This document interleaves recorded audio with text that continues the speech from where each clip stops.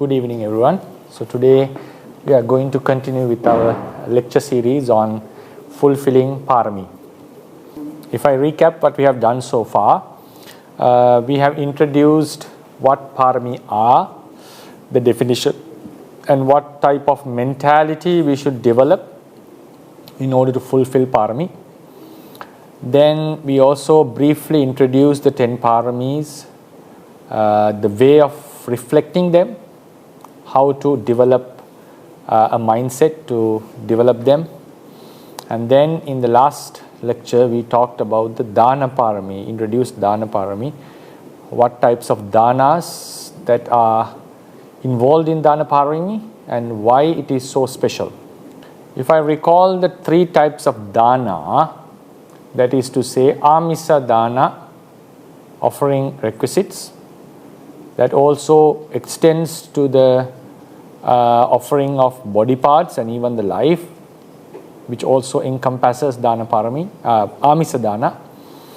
Then there is another type of dana which is called abhaya dana, releasing other beings from the suffering or dangers, giving them life, saving them from death. And the last type of dana is dhamma dana, that is teaching righteous subjects and also the Dhamma, especially the Buddha's teachings. So in this lecture I am focusing on how do we fulfill amisa dana in a way that it becomes a parami. So in order to be a dana, a parami, it has to be given with wisdom. It should be governed by wisdom. It should be taken by wisdom. Therefore, there are various factors that we need to consider before we give dana. That is proper consideration of what is giving, what is being given, and the way of giving, how it would affect the receiver. So these kinds of contemplations are required in order to make the dana wise. Yeah. So first of all, when we are offering to someone, we should be able to recognize the receiver, what type of a receiver he is. Now, and we have to give the respect according to the status of the receiver. For example, if we are offering a monk, there should be some sort of respect because of his high virtue. If we are offering some beggar or someone, we should also have a very pleasant mindset. We should not insult the person, but it is not necessary that we pay respect to such a person or show the respect as we do to a monk. So it's very important that we recognize the actual level of the receiver and do the offering accordingly. If you are offering to an animal, do it accordingly. So that is not to say to give it out of disrespect or without any care. We can still show the care towards an animal. We can speak with good words. We can give it some sort of a pat when you offer the thing. And even to a beggar, we can talk with a pleasant word and wish him good luck and give the money. So still it's not necessary to respect as giving to a monk. So first is we should recognize the actual level of the receiver and then do the offering accordingly. Then the next most important thing is when we are offering something, we have to completely give up the attachment to what is being offered. That's very vital. We should not keep any attachment towards what is given. The more you keep the attachment, the lower the dana will be. Even you offer something with attachment towards the thing, still it will be a kusala. It will still be a wholesome deed. No doubt about that, no argument about that. But if you have attachment towards it, your dana becomes a bit low. So therefore, we have to make sure that we have given up the entire attachment towards what is being offered. That is very vital. Yeah. So then sometimes it's very difficult to understand whether we have attachment towards the thing or not, whether we have fully given up or not. It's not easy to understand while we are giving. How should we know this? Now, if we start to miss the thing after we have given, that's one way of knowing that yes, something is wrong. We haven't fully given the attachment towards this. Then sometimes we feel we want to find out what happened to what we gave. This also shows that we haven't fully given up the attachment towards what we have given. So sometimes we want to find out what is Bhante doing with what I have offered. Is he using it, or has he given it to someone? Sometimes we feel sad if it was given to some other monk. We feel, okay, I want you to use it. So these kind of attitudes show that we haven't completely given up the attachment. If you have offered something to someone, it belongs to the receiver now. It's not your property. So so what he does belongs to him. It's his thing. So sometimes we may feel like, we may like if Bhante is using my thing, but we should not get disappointed because now it's his. I have completely given it to him. So we should not have these kind of thoughts that where is my thing, the thing I offered. So we have to consider it's now given. It's not my property. I have done my dana. I have done my kusala. So therefore, if we have such thoughts, we have to be careful not to have such thoughts, because so in order to do that, in order not to have such thoughts, we have to fully give up the attachment and give. Sometimes there is some worse, very bad thought may occur. Sometimes some people may think, okay, I have given this and this to this Bhante or this monastery, but they didn't accept my invitation. They didn't do something. They didn't come for my dana. They didn't come for my ceremony. Sometimes we may feel something like, I have done this and this much to this person, but he didn't repay me or he didn't support me. So if we have such thought, that also indicates it was not, our dana was not complete. Sometimes we may get a thought like, yes, I have done so much, but they didn't do this. Yes, that is a thought that we can have, any wise person can have that thought. But if we get disappointed by that, that's not a good sign, because dana is giving up the thing which belongs to you to someone. So after you have given it up, after you have given it, that belongs to him. We should not have any kind of bondage with that person. We should not feel that the person to whom we have given is bound to us. No. Dana means completely giving up for the other person. It's not like giving a debt.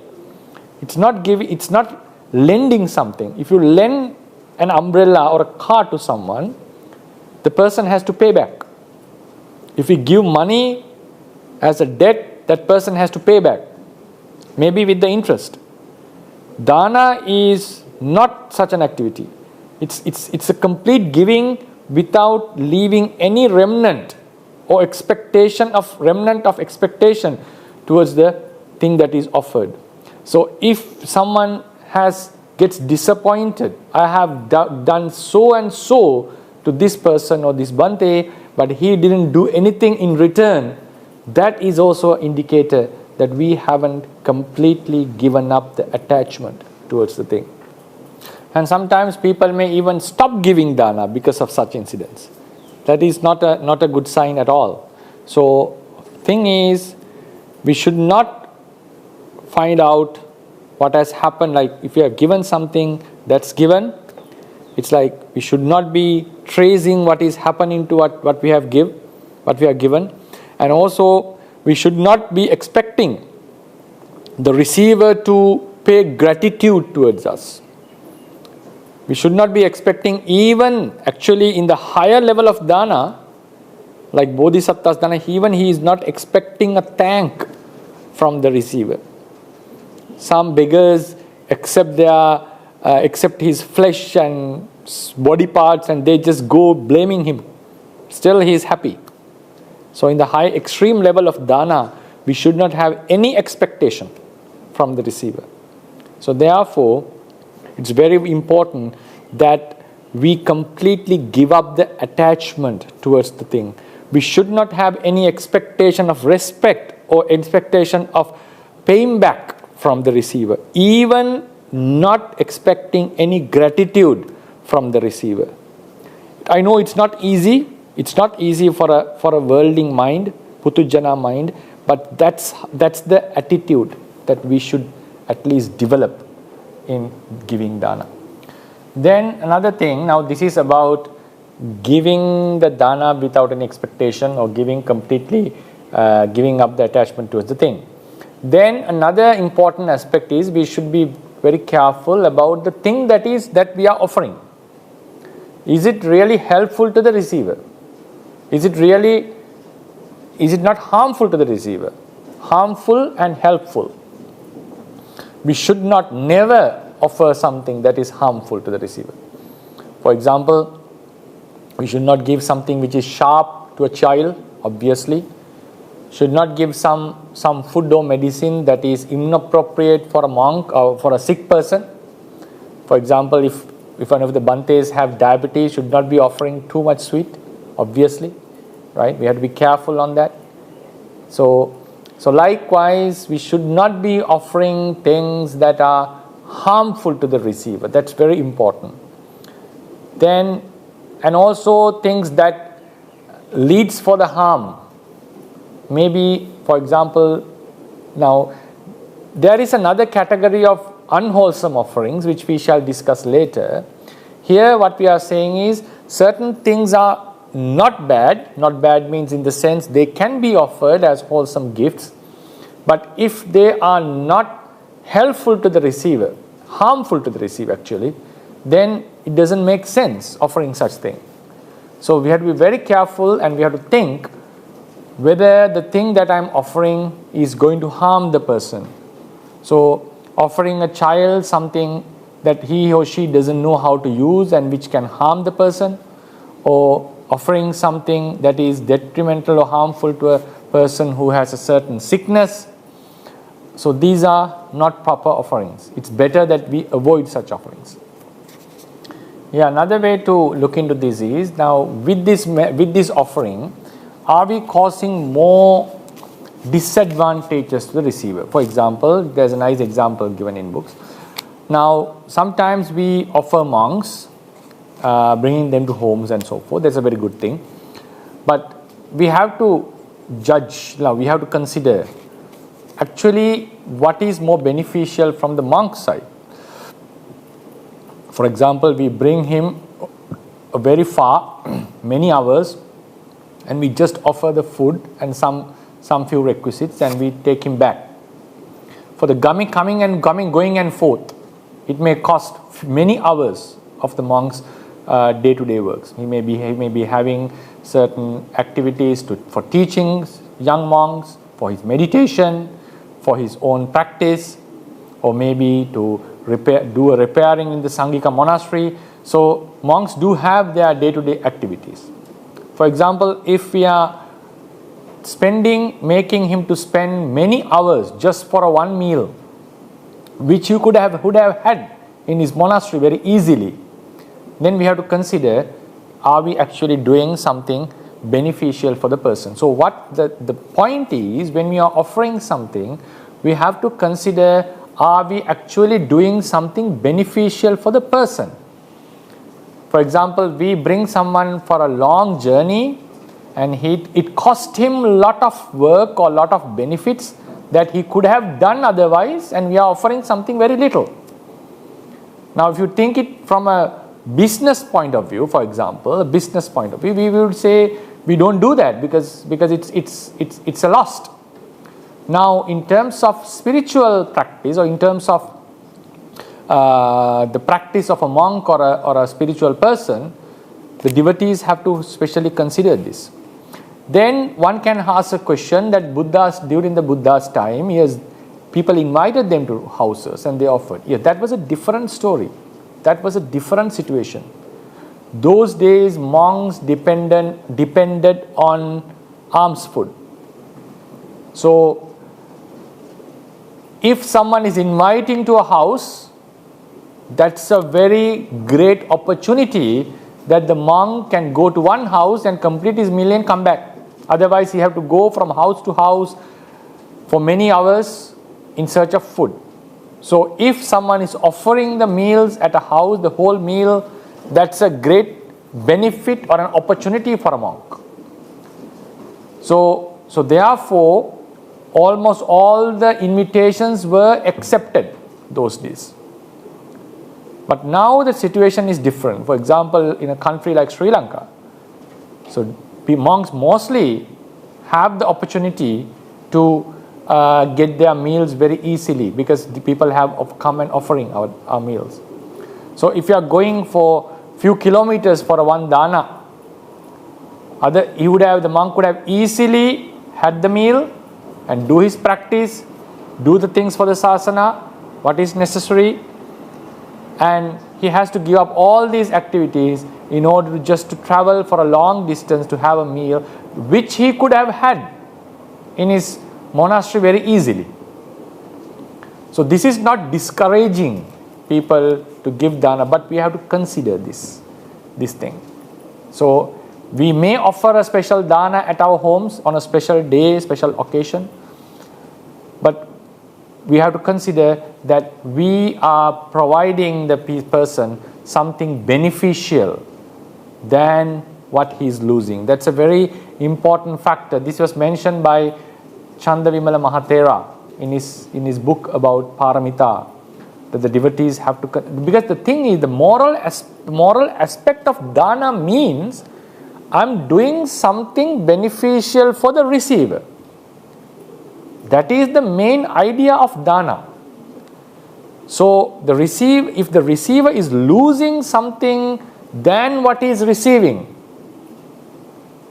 so it's something that the devotee, the offering, the person who offers has to consider.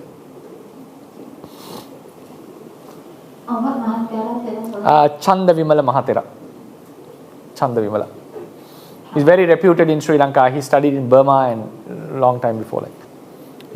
As what the Chandavimala states, if the receiver is getting something more valuable to than the thing that he is sacrificing, then it is a good dana. So it always what he is suggesting is, and it makes many good sense, because the dana, if the dana is to support the receiver, that we have to make sure that the cost that he is making is lesser than what we are offering him. So if we are making a greater offering than what the other person is losing, yes, such offerings are considered very valuable and very useful to the receiver. So such offerings are always recommended. And from the monk side, there is also a quality called gratitude, something which Buddha has already praised. For example, if some devotee is offering greatly to the Sangha, supporting them continuously, it's a duty of the monks to support them whenever they are in need.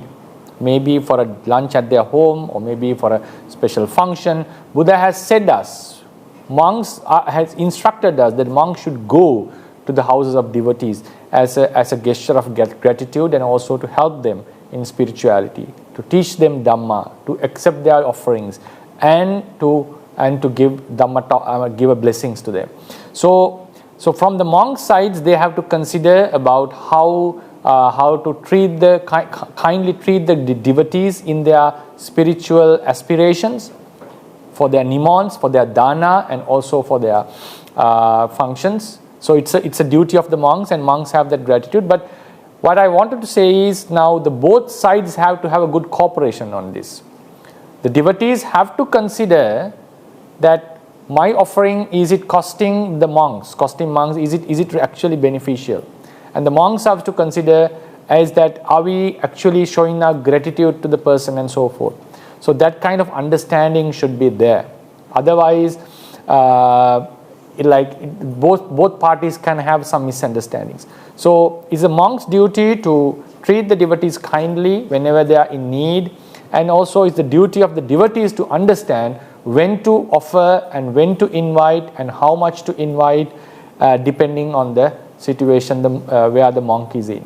So therefore, it's very important that both parties have a good communication in this regard, especially because offering dana to monks is something very important in the Buddhist life of the Buddhist, and they do have a inspiration that to bring monks to house and do the offerings.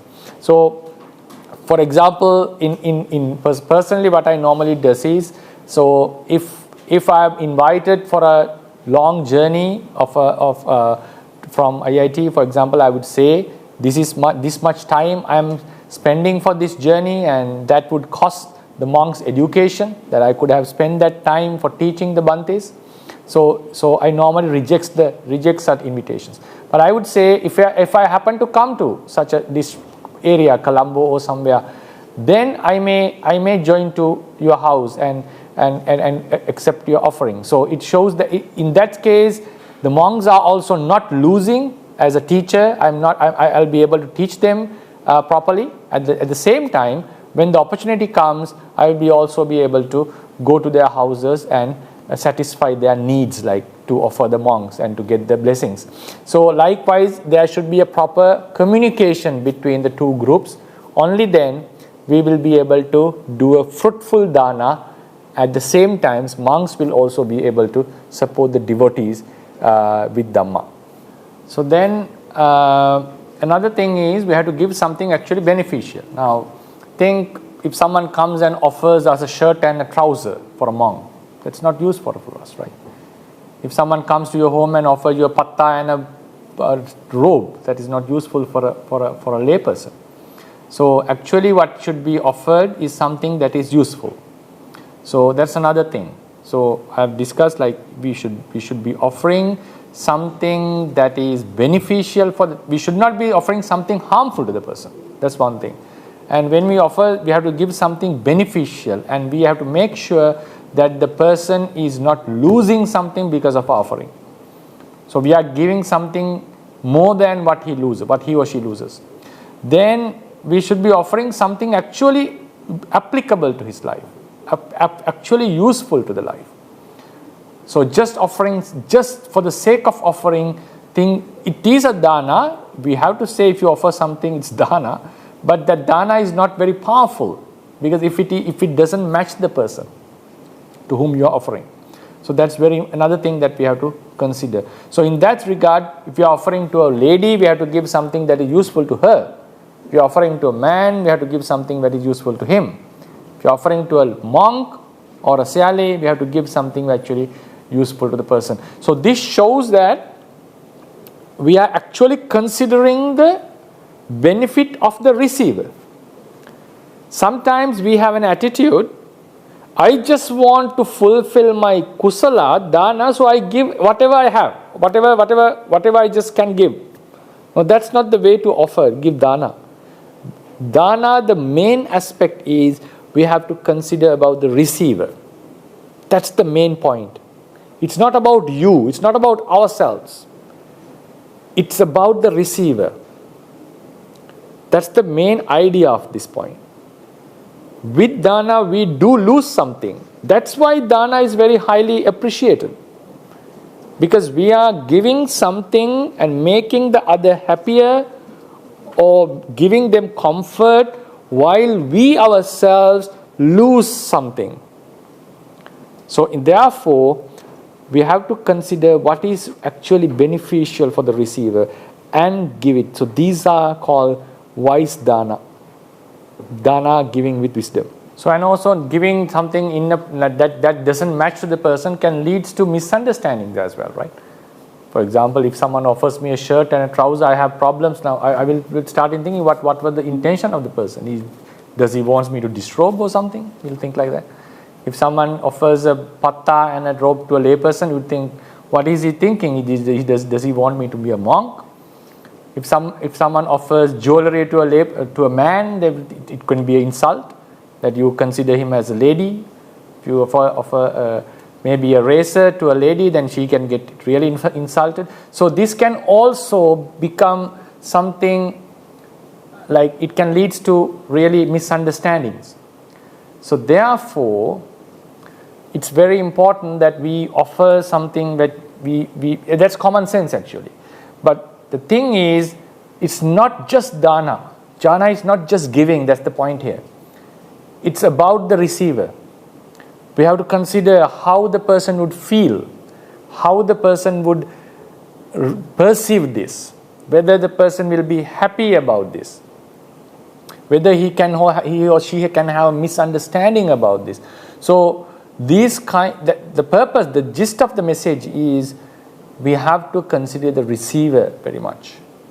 So that's why we have to give something really beneficial and also which actually suits the person.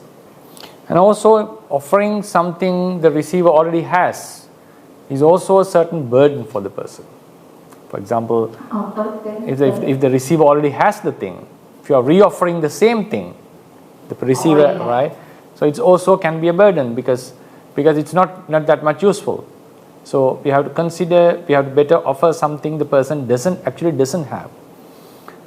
But in case of like offering money to someone, people would not feel enough because no one feel enough having money, right? So, but for example, think like if you are offering certain things to monks, right? We actually face this problem. Sometimes we get the thing that we already have a lot, and we don't know in the end what to do with this. It's a big problem for us. We just go and put it in the storeroom, and it loads up in the storeroom. No monk is taking such things.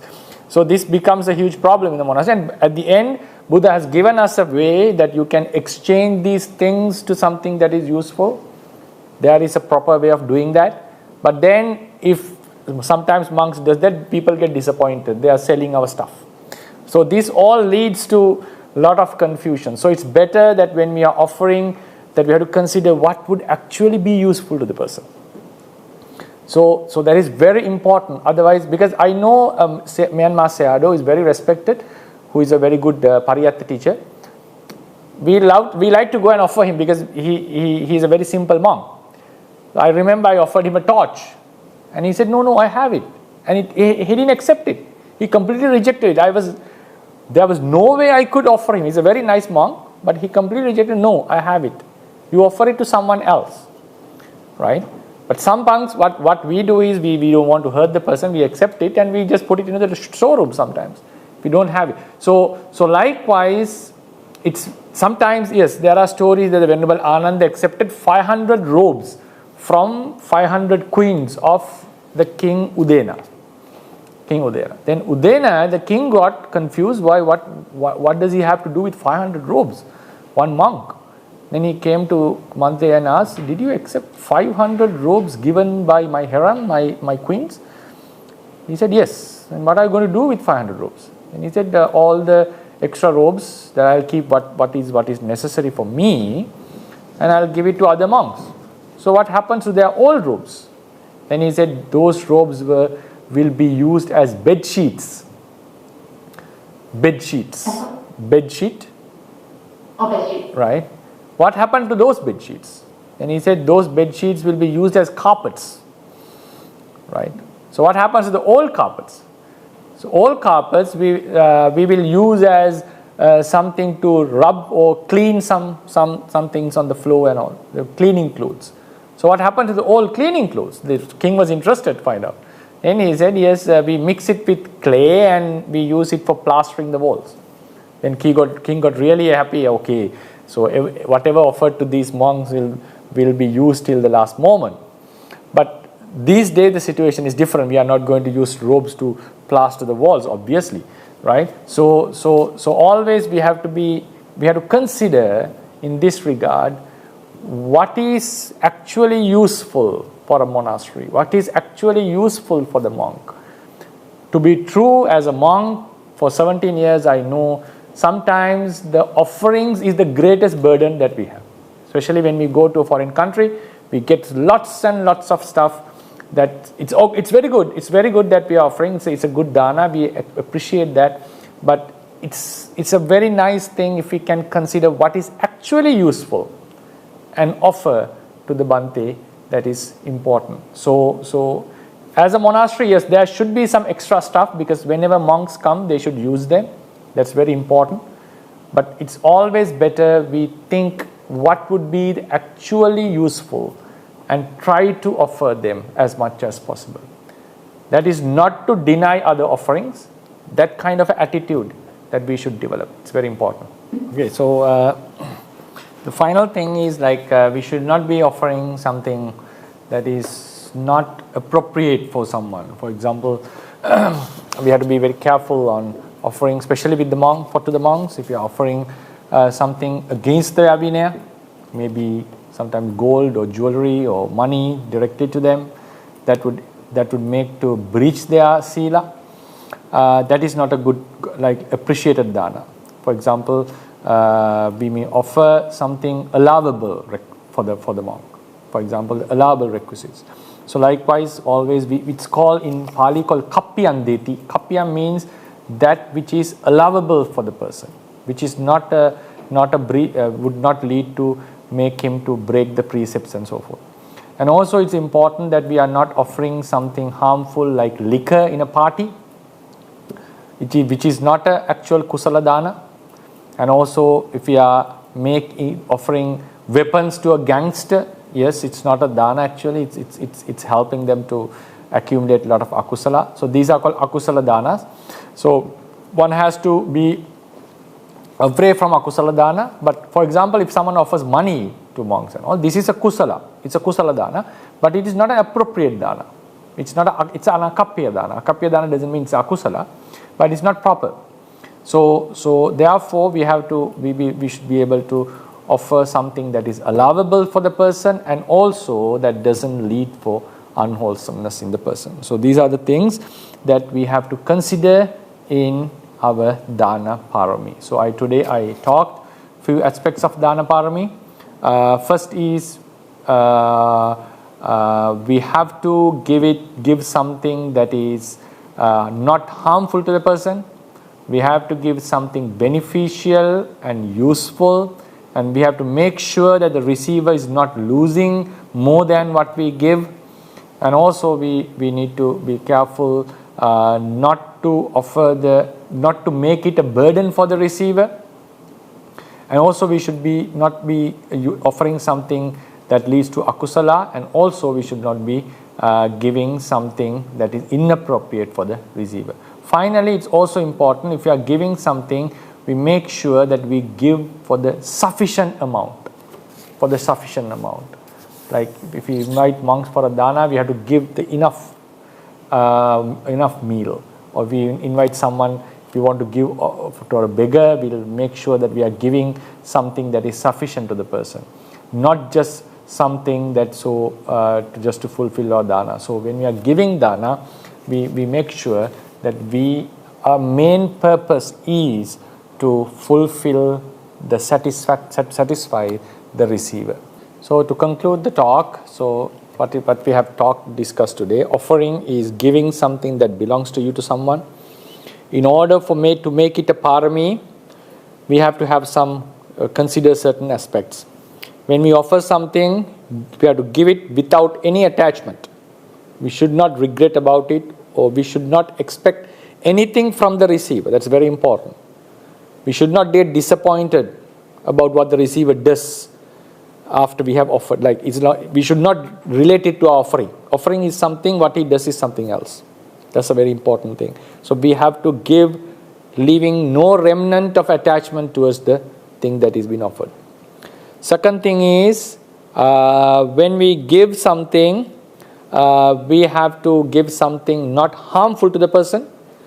We have to give something beneficial to the person and make sure that the receiver is not losing more than what we give. Then we should not be giving, we should be giving something actually beneficial to the person.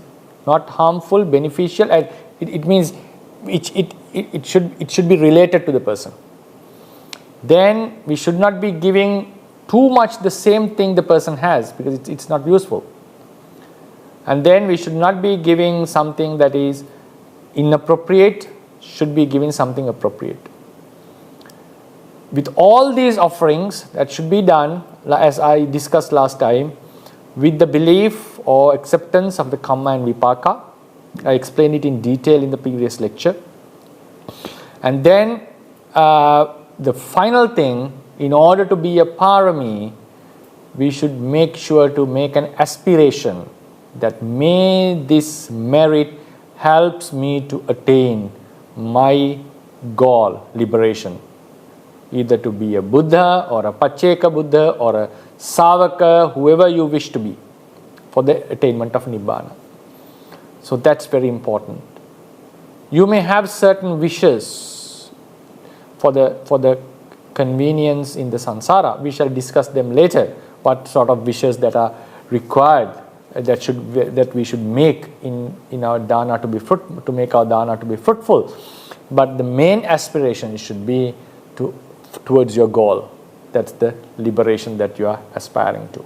So that's how it becomes a parami. So I conclude my lecture and wish you all the best, that may you be able to fulfill your dana parami very well. Mandami Bante, my name is Patricia. I'll get the Q&A session. Mandami Bante, after we do dana, if we are too busy and don't immediately make aspirations or sharing merits, example 1 or 2 hours or later at night, or we forget and the next day do it, affect the quality of aspiration or sharing merit? Must be very busy, right? So it's actually it's like this. If you are really doing a lot of merits every day and you have already made a wish to attain Nibbana and your mind is inclined towards attaining Nibbana, even you don't make the wishes all the time, it doesn't matter. It doesn't matter at all. So normally as monks, like for example, think about the monk's life. Monk's life is full of kusala, right? You give a Dhamma talk, you clean the Sangika room, you talk with someone, it's also a kusala. So we do offer people, sometimes we throw the things, leftover things, and it can also be a dana to someone, some creature. So there are lots of activities that we do in our day-to-day life, and they are most of them of monks is kusala. So it's not possible for us to like wish all the time, may this help for Nibbana. So it's not necessary actually. It's not necessary. If after a Buddhist have made his aspiration towards the Nibbana and you are doing wholesome deeds, all will be parami. There's no doubt about that, right? So this aspiration is mainly like the people who are now, think about the time that we are not in Dhamma, for a Bodhisattva and so forth.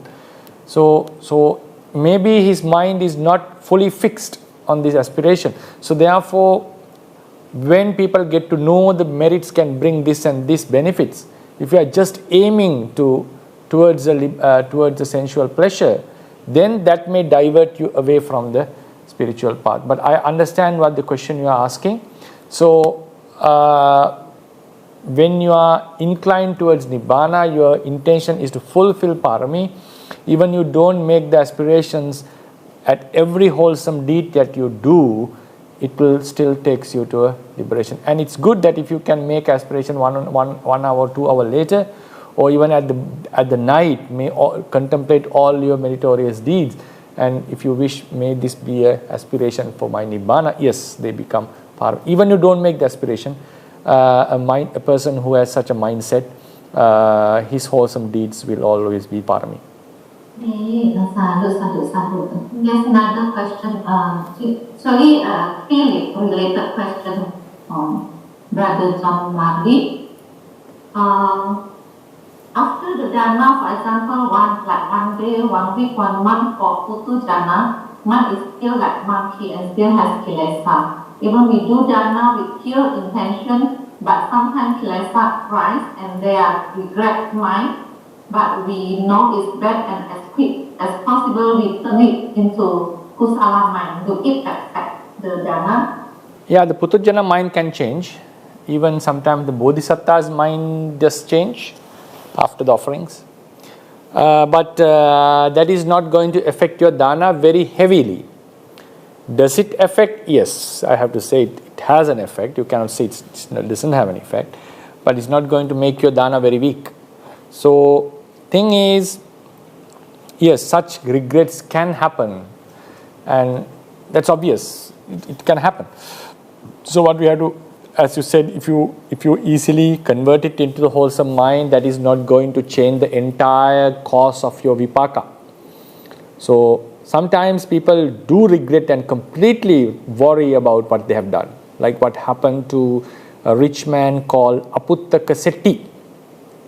He fully regretted about his dana, and he thought it's better than offering to this Pacheka Buddha, this monk. I would have offered it, given it to a slave, and he would have served me much better. So therefore, if someone regrets in that level, yes, it's going to completely deteriorate the qualities of your dana. It will downgrade your dana. But just as the question was raised, a thought coming and going, even it happens to us to be true. It can happen. No, it's not a worry. It's not a wonder. So as if you can quickly come back, it means, because what happened in the Aputtaka Setti story was afterwards he completely regretted about his dana. He was like he never had a proper thought, good wholesome thought about what he did. He thought it was a loss to him. So his entire mindset, way of looking into the dana changed, that particular dana. So this is like, because of certain defilements, we may still have some thoughts coming up and down, and we know it's affecting our dana, but we have given is given, and we want the liberation, and we just turn our minds back. Yeah, it's not going to affect your dana very much. So don't worry about that. My suggestion would be not to worry about such thoughts, because otherwise it can be a burden for you. It can actually disturb you. So what I would suggest is always consider that it's a natural phenomena for every putujana, and what you are supposed to do is to contemplate the benefits of dana more and more. So then even such thoughts would not happen in the long run. Sadhu. Then the third question also related to this. I think this question must have already answered explained by Bante just now, but it's okay. How long exactly time the effect gone to do aspiration or sharing merit after performing dana, or when we have kilesa like regret after dana will affect into to dana we do, or if we do dana with free roots, even after that has kilesa will not affect the dana we do. Thank you, Bante. Sadhu, sadhu, sadhu. Yeah, aspiration, I think I have answered that question. And regarding the sharing merits, yes, think it like this now. Sharing merits is you are sharing the merits with the dead relatives, right? So they must be observing this in order to get the merits. It's like if they are born as animals, or born in the hell, or born in a divine realm and enjoying divine pleasures, they are not going to get any merits. Sharing merits means when you share merits with someone, he or she said sadhu sadhu, and they get the merits. That's the purpose of sharing merits. Even we can share merits with the humans. Like you do a dana and say, okay, I did such and such, my friend did it, oh sadhu, sadhu, sadhu. So the person who says sadhu does the anumodana. He or she enjoys it, and we share it. Please take this merit. You are not losing any merit, but you are sharing, and he or she is enjoying. So now think, how would you feel now? If you tell someone that I have done such and such merits many years ago, the person who listens it, yes, say sadhu sadhu, but if the person can see it, if you can see it how the person is offering, then you feel it more, right? When you are sharing the merit, or when you enjoy the merit, rejoice the merit on the spot, it gives more feeling to you. So likewise, the sharing merits, the effect for the relative is when the person sees it on that spot, on the moment, at the moment. So when we share the merits immediately, as we have done, mostly they observe us, they are seeing us, they are looking at us. Then when we give it and they rejoice, oh, it's shared with us. So they become happy, sadhu, sadhu, sadhu. Thing is, they are not capable of rejoicing merits by themselves. They are not very intelligent beings, right? So when we say, I share this merit with you, they feel very happy and they have a kusala chitta. For that kusala chitta, they get the merits. It's not because of our kusala. It's not like you are transferring some money from your bank account to another. So if you are transferring bank to another person, whether you tell him or not, he has received the money, right? Got it? So and you lose the money. You lose some amount and it goes to the other one's account. That person being aware of it doesn't matter. So transferring merit is not something like that. Transferring merit means the one who receives has to rejoice on it. Only then, he's not getting my or our merit. He or she is getting merits for his own kusala chitta. That is the merit that they are accumulating. So now think, it becomes more powerful because they can have a lot of strong chitta when they see the merit being done on that moment. So normally sharing merits is done on the spot. Normally we make a determination, this merit is done for you and this particular person, if he or she is observing, yes, they rejoice on it. So that's how the sharing merit should be understood. You can share merit, whatever merit you have done, no problem. But the effectiveness is when you share the merit on the spot. Then three-rooted kusala, yes, normally if you are a Buddhist and you are, you know the Kamma Vipaka, whatever kusala you do become three-rooted. Don't worry about that. It's because you know the kusala, right? It's going to be Kamma Sakata because you know its benefit and you know when you are giving something, you are doing something good. So it's a three-rooted kusala. But for example, sometimes our mind is full of kilesas. There are three ways that your three-rooted kusala can downgrade. Not to a two-rooted one, but its qualities can get low. How?